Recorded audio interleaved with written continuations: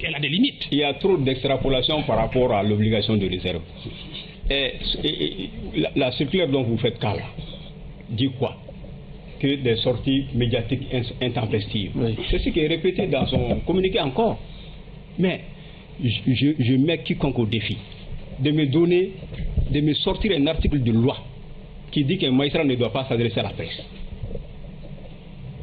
Lui d'ailleurs, je crois que le ministre même est dans cette logique. En dehors des procédures judiciaires. Parce que lui n'a pas pu. En dehors des procédures judiciaires quand même. Lui n'a pas donné. Il n'a pas pu donner une référence de loi dans son communiqué. Moi, je ne connais pas non plus un article de loi dans ce pays-là qui interdit à un magistrat de s'adresser à la presse. En dehors des procédures judiciaires, procédures judiciaires quand même, vous n'avez pas n'importe quel magistrat qui s'adresse à la presse. Comment? Les procureurs, pour ce qui concerne les procédures judiciaires, qui ont... Non, pas du tout, pas du tout. Mais c'est ce que je vous dis. Un juge peut s'adresser dans les procédures judiciaires à la presse? Mais comment ça dans les procédures judiciaires? Quand il s'agit de procédures judiciaires. Non. On ne parle pas de la procédure judiciaire. Voilà, vous n'êtes pas dans une procédure judiciaire. Comment vous allez parler de cette procédure judiciaire? C'est cela. Le secret par rapport à la procédure concerne ceux qui sont dans la procédure. Mais un magistrat peut même s'exprimer par rapport au dysfonctionnement. C'est dit. De la justice. Oui. Ce code de déontologie dit que le magistrat peut prendre part même à un débat politique cette fois-ci. Hein? Quand le débat touche à l'indépendance de la justice et de la magistrature, quand le débat fait référence aux éléments fondamentaux de l'administration de la justice. Mais c'est ce que j'ai dit. Il est facile d'accuser les gens, mais le plus difficile, c'est d'apporter la preuve de ce que vous dites. Effectivement, quand cela ne tient, cela vous a inspiré quand même vous aussi une réaction. Je l'ai vu, la sortie du ministre vous a inspiré une réaction. Oui. Il semble que vous êtes allé quand même trop loin en accusant le ministre d'être vraiment au cœur d'une certaine instrumentalisation des instances judiciaires jusqu'au niveau de la Cour suprême, et vous l'accusez même d'être même vous le décrivez du moins d'être sans référence administrative et sans parcours syndical, ainsi de suite. Pensez-vous que vous êtes dans votre rôle en traitant un ministre de la République de cette... Un ministre est quoi par rapport à un magistrat?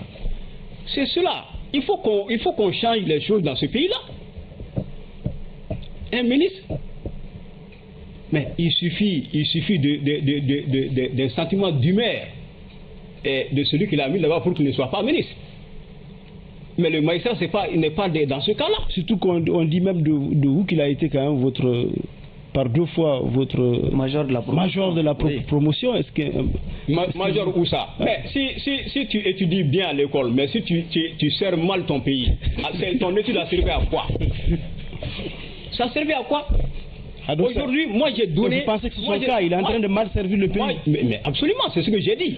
Parce que vous savez, c'est facile pour vous de dire que je ne suis pas allé de main morte, mais ce communiqué-là est un communiqué inouï. C'est un communiqué d'anthologie. Est-ce que vous avez déjà eu vent d'un communiqué comme ça? C'est la première fois, effectivement. C'est vraiment... Donc un communiqué inouï appelle à une réaction inouïe. C'est ce qui s'est passé. Mais justement, tout ce que j'ai dit, c'est avec des éléments. J'ai parlé de la façon dont ils ont éventré Chérif de son poste de premier avocat général de la Cour suprême en violant la loi organique sur la Cour suprême. Alors que la solution était toute simple là. La seule option qui s'offrait aux décideurs, aux autorités de la transition, c'était de muter Chérif ailleurs, tout simplement. Hein. Vous avez vu? Et pourtant on l'a dit. Ils ne l'ont pas fait. Ils ont pris un décret aussi d'anthologie. On dirait que ces autorités-là sont quand même des champions dans des actes qui n'ont pas l'air pareils. Écoutez, pour faire le cours, est-ce que les apparentements syndicaux ne sont pas en train d'influencer la distribution de la justice et le fonctionnement de la justice? Oui, il y a tout ça il y a longtemps. Vous savez, lorsqu'il y a eu 2 syndicats déjà au niveau de la magistrature, le SAM et le Soliman à l'époque. Et effectivement, sinon ça ne devrait pas constituer de problème. Parce que le pluralisme syndical quand même est un droit. Mais nous sommes un corps qui n'est pas nombreux. Aujourd'hui, nous sommes dans les, peut-être sans compter les auditeurs qui viennent de rentrer, nous sommes dans les 531 comme ça. Oui, effectivement, mais ce pluralisme-là, est-ce que son application ici au Mali a été vraiment concluante? Est-ce que si ça à refaire, est-ce qu'il faut vraiment... Parce que vous voyez, qu'est-ce que ça fait? Non, ça n'a pas été bien. Parce que les décisions de justice sont sur le point d'être rendues en fonction des apparentements syndicaux. Et la gestion même de l'administration de la justice, la même chose. C'est ça. Le magistrat, c'est la responsabilité. Moi, je parle à tous les magistrats.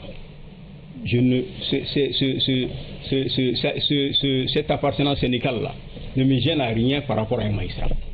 Mais il faut que tous les magistrats quand même se mettent en responsabilité de ne pas en faire un problème de différence. Corporation. Mais malheureusement, c'est pas ce qui est arrivé.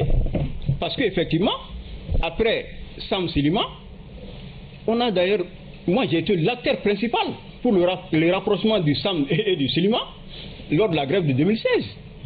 J'étais secrétaire aux relations extérieures du Sam. C'est à moi que la mission a été confiée d'appeler le Silima, de prendre un rendez-vous. Et effectivement, même si le Sam était majoritaire à l'époque, on s'est déplacé au siège du Silima. Donc tout le monde le sait. D'accord. Voilà. Bruno, allez-y. Bruno, là il y a pour votre dernière question. Oui, mais